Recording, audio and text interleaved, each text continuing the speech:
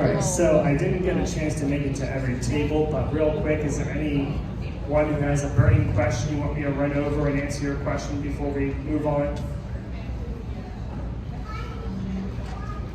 What's that? Hello. All right, so this month, the topic is confession and forgiveness. And this is like huge. I mean, I know I made a big deal out of the month of confirmation, but this is even bigger. I have no proof for this, but I am firmly convinced that the most powerful thing we can do as human beings is using our words and our actions together to forgive another person or to receive forgiveness. Like, it is the strongest thing we can possibly do. Now, let me tell you a story about that, and you'll see exactly what I mean. You see, when I was in 8th grade, it was me and 2 other guys that I used to go play and do whatever with. One was Donnie, one was Billy.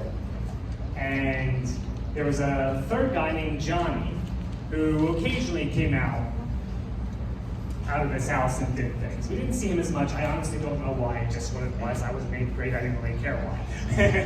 But one day, Donnie, Billy, and I are out doing whatever 8th grade boys do. And Donnie says to us, "Hey, Johnny's on vacation." And he talked to me beforehand and he said, "Hey, I'm leaving the basement door unlocked. If you want to come play Xbox while I'm gone, come play my Xbox. So do you guys want to come play Xbox?" Yeah, of course I want to play Xbox. That's a brilliant idea. So we go and play Xbox, and it was a very nice time. You know, okay, cool, I got to play Xbox, this was great. We thought nothing of it. A week later, there's a knock on my front door. On the other side of the knock is a cop. And the cop is there because apparently Johnny did not leave the basement door unlocked. The family forgot to lock it, and Donnie discovered it. And so our trip over there to play Xbox was not an invited thing, but illegal entry. Ooh, shoot. Now, at this point, how many of you, you get a knock on your door, you find out your 8th grader has inadvertently done illegal entering. How many of you are thinking, my kid's dead? That's it. I guarantee you, if your kids were in that situation, they were thinking, because that's what I was thinking. I'm like, this is it. My life is over. Like, my parents are going to kill me.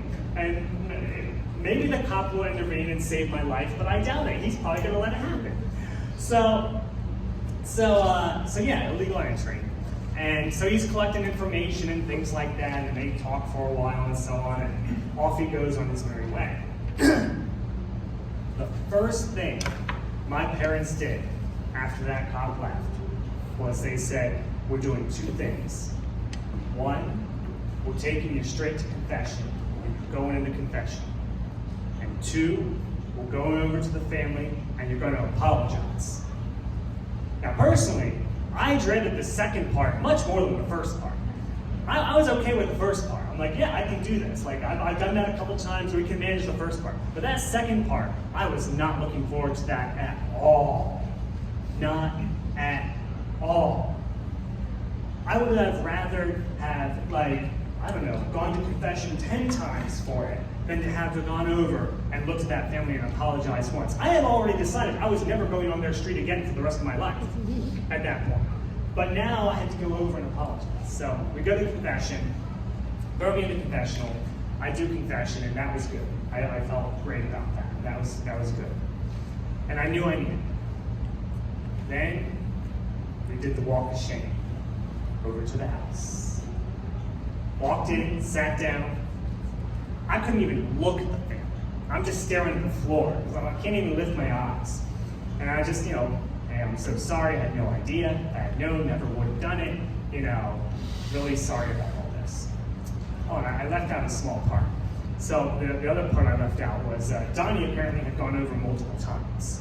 And one of the things he had done without us was he had rented a variety of movies on their on-demand account and also messed with their air conditioner and cause water damage and things like that, which is partially why the cops were involved in this whole thing, because there was like damage to the house and everything. It wasn't just like they came home and Johnny was like, hey, an Xbox game moved. No, this was like, this house has been violated. So I go, hey, so sorry, no idea. If I had known any of this would happen, I would have been involved. Then the family did two amazing things. The first thing they did was, without hesitation or a second thought, they looked at me and said, we forgive you. We absolutely forgive you. Which is not what I was expecting to hear. I was waiting for you stupid, run, yell, scream. No, but we absolutely forgive you. Wow. That felt kind of nice. This is going better than I thought. But then the second thing they did was even more amazing. They didn't press charges. The cops asked them to press charges. The cops begged them to press charges. The cops wanted them to press charges. But they didn't. All they wanted was to say, we would just like restitution and cover damages. That's it. We don't need all the other stuff. Just like, pay for the videos, cover repairs for the air conditioner and things like that, and we'll call it a day and it's all good. And so, they tallied up the damages and said, okay, well, you guys are responsible for this and everything. And that was the end of it. So being told, hey, you're forgiven was one thing. That action, like, oh my word. That was amazing. And I share that with you because that kind of forgiveness, that's what awaits your children and you in the confessional. Like that level, like that's the topic we're talking about today, is that kind of forgiveness where you're just like, oh, I didn't deserve that at all. I am so lucky. Wow. Like that's how we should feel every time we come out of the confession. Just like, oh, wow. Because, like, God's forgiveness is so perfect, so unadulterated, that when God forgives you, it's even better than what I just told you about. He forgives our sins. He forgets that He forgave us for our sins.